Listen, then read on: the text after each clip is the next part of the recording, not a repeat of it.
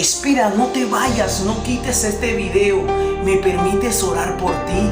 Padre, bendigo a la persona que hoy me está viendo en este momento, para que tú levantes sus fuerzas cada día como la del búfalo, como la del águila, Señor, y que el propósito por la cual tú le llamaste se cumplirá en su vida, en el nombre de Jesús. Hoy quiero compartir una palabra de Dios contigo que se encuentra en Josué 1:5. Así te dice el Señor: nadie te podrá hacer frente en todos los días de tu vida.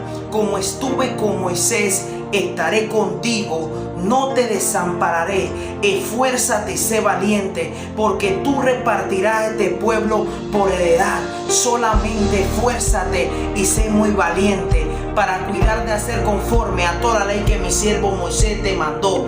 No te apartes ni a diestra ni a siniestra, para que seas prosperado en todas las cosas que emprendas, y que nunca se aparte tu boca este libro de la ley, sino que de día y de noche medite en él. Hoy quiero decirte algo: no te rindas, aunque muchos se hayan levantado en contra de ti. Dios te dice hoy: nada te hará frente. No te hará frente la brujería, no te hará frente la hechicería. ¿Sabes por qué? Porque Dios tiene un propósito en tu vida, y ese propósito se cumplirá aunque el diablo no quiera. Si esta palabra tocó tu corazón, comparte el video. Que Dios te bendiga.